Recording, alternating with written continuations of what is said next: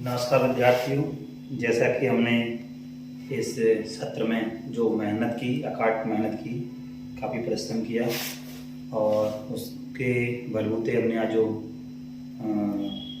कीर्तिमान स्थापित किया है कि हमने जो क्वेश्चंस तुम्हें सिलेक्टेड दिए थे तो आशा के अनुरूप हम काफ़ी हद तक उसमें सफल रहे हैं।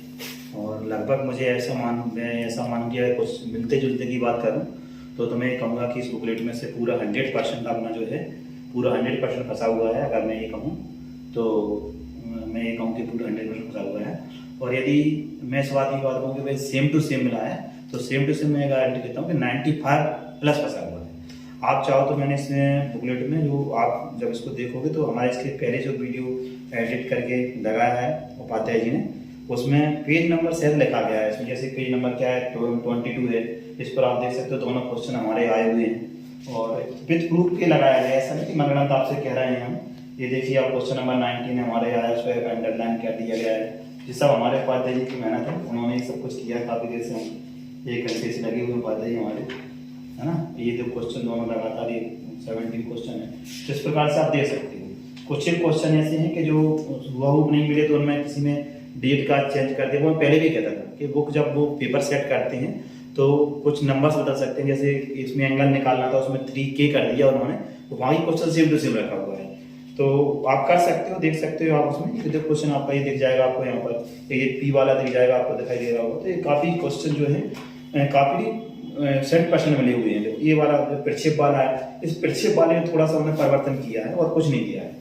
जो निकालना था तो उसमें थोड़ा सा परिवर्तन किया गया। आप देखो, चाहो तो उठा के एक बार आप इस बुकलेट को चेक कर सकते हो, ठीक है। और ऐसा इसी में नहीं, हमारे जितने भी क्लासेस चल रहे हैं हर क्लासेस में ऐसे ही हमारा परफॉर्मेंस रहा है। काफ़ी मेहनत की है और जो क्वेश्चन सिलेक्ट किए हैं वो काफ़ी मेहनत से किए हैं और परमात्मा ने भी हमारी सुन ली है कि वो क्वेश्चन भी सिलेक्टेड क्वेश्चन हमारे आपके उसमें पेपर में आए हैं। तो क्वेश्चन नंबर 14 है, हर एक उस पर हमने डार्क पेंसिल डाल कर रखा है, ठीक है।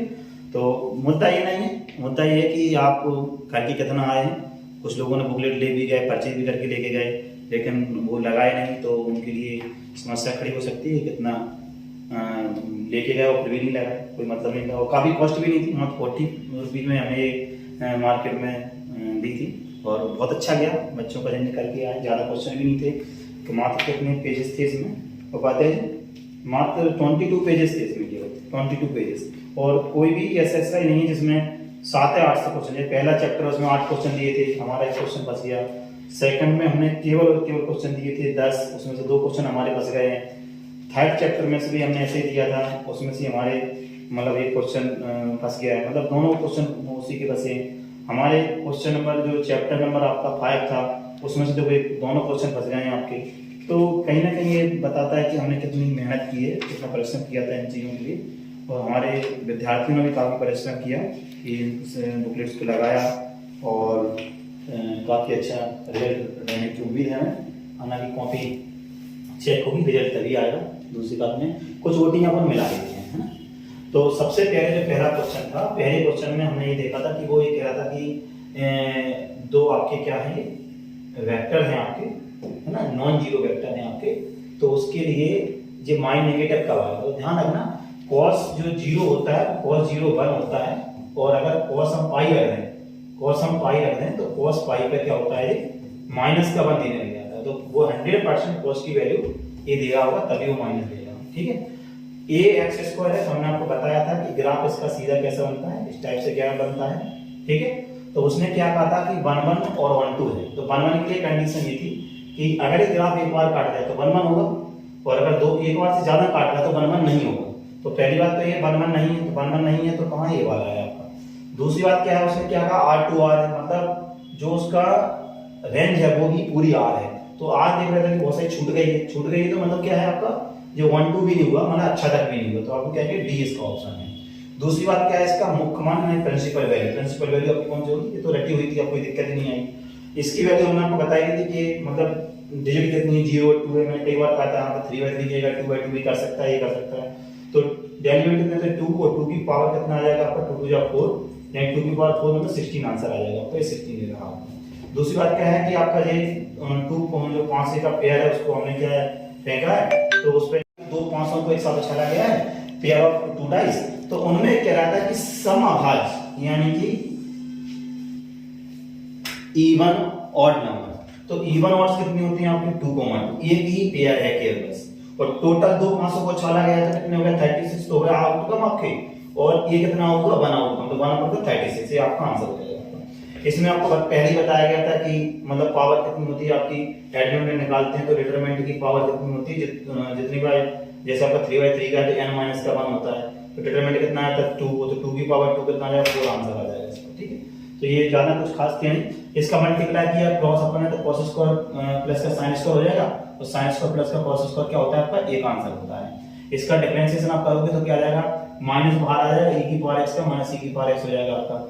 इसमें हम कहते हैं असांतत्य बिंदु कहते हैं। ठीक है, नॉट डिफरेंस, आपका डिफरेंस जो जहां पर जिस पॉइंट पर क्या होता है, कोई पॉइंट यदि ऐसा होता है जिस पर जो फंक्शन है वो कंटिन्यूअस नहीं है, तो उसको अपन कहेंगे डिफरेंशिएबिलिटी जो पॉइंट होता है उसको अपन कहते हैं असांतत्य बिंदु, नॉट डिफरेंशिएबिलिटी पॉइंट। अब क्या है आपका असांतत्य बिंदु, हिंदी में कहते हैं असांतत्य बिंदु कहते हैं। ठीक है, और इसमें क्या है आपका तुल्यता, इक्विवेलेंस रिलेशन बोलते हैं, क्या बोलते हैं इक्विवेलेंस रिलेशन। ठीक है, क्या बोला जाता है equivalence relation, valence relation, Hindi में कहते हैं तुल्यता संबंध। इसमें क्या कहते हैं, किसी प्रतिलोम त्रिकोणमितीय फलन का वह जो मुख्य शाखा में स्थित होता है, प्रतिलोम त्रिकोणमिति का फलन क्या कहलाता है, मुख्य मान कहलाता है, प्रिंसिपल वैल्यू, प्रिंसिपल वैल्यू या फिर मुख्य मान कहलाता है, मुख्य मान या प्रिंसिपल वैल्यू। ठीक है, और जब a dash equal to a आ जाए तो कई बार बताया था कि उसको अपन क्या कहते हैं सिमेट्रिक मैट्रिक्स कहते हैं, या फिर क्या कहते हैं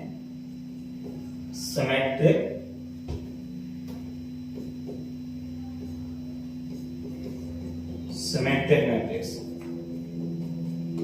ठीक, तो ये आपका क्या हो गया, आपके प्लस भी हो गए आपके, और फिर आप वापस इधर आ जाए तो ये दोबारा फिर से वही चीज आ गया।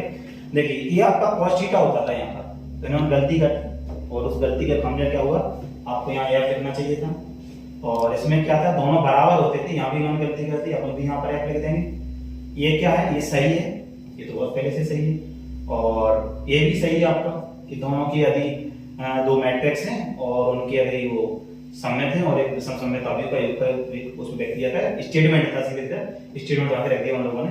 समान कोटि के विकर्ण अवयव का गुणन में होता बिल्कुल होता है जिनका ऑर्डर सेम हो और उनका ऑर्डर सेम हो और डायगोनल सेम हो, तो उनको क्या होता है क्रम में मिलता है। एक साथ होता है, ये फॉल्स है आपका। ठीक है, अब आगे और आ जाइए, लास्ट पर आ जाएगा आपका।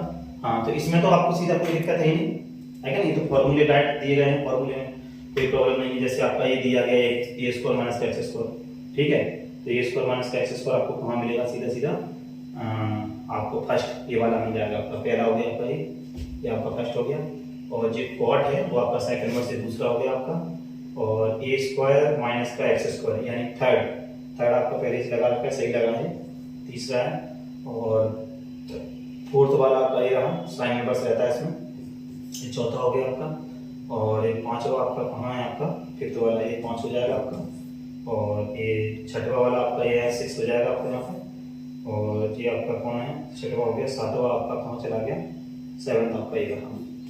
ठीक है, ये सारे मिला लेना आप अपने हिसाब से, और बाकी 2 एक्स्ट्रा दी थी, कोई मतलब की नहीं है नीचे वाले। अब इधर आ जाइए, तो इसका क्या था कि यूनिट वेक्टर है, तो यूनिट वेक्टर के लिए आपको क्या करना पड़ेगा, मान लीजिए वो एक्स आई कैप है प्लस का क्या है वाई जे कैप है, और तो एक्स वाई जेड की क्या जाएगा, सब जगह एक्स आई प्लस का एक्स जी प्लस का एक्स जेड हो जाएगा आपका, तो तीनों मिलाकर क्या हो जाएगा आपका √3x आ जाएगा, एक्स बाहर निकल आएगा, तो प्लस माइनस का कितना लिखना था आपको, प्लस माइनस का 1/√3 लिख दिया, आपका आंसर आ जाता है। ठीक है, इसका मल्टीप्लाई करोगे आप तो प्लस में आएगा, इसका करोगे तो माइनस में आएगा, इसका करोगे तो प्लस में आएगा, आपका प्लस का बन जाएगा, 1 से 1 कैंसिल हो जाएगा, आपका आंसर कितना बन आ जाएगा। इसकी क्या पूछी गई है, पावर पूछी गई, तो पावर इसकी कितनी 1 है। ठीक है, और इसमें क्या पूछा गया आपका, तो x का मान कितना 2 था, e की पावर 2x हो जाएगा आपका। ठीक है, e की पावर 2x हो जाएगा।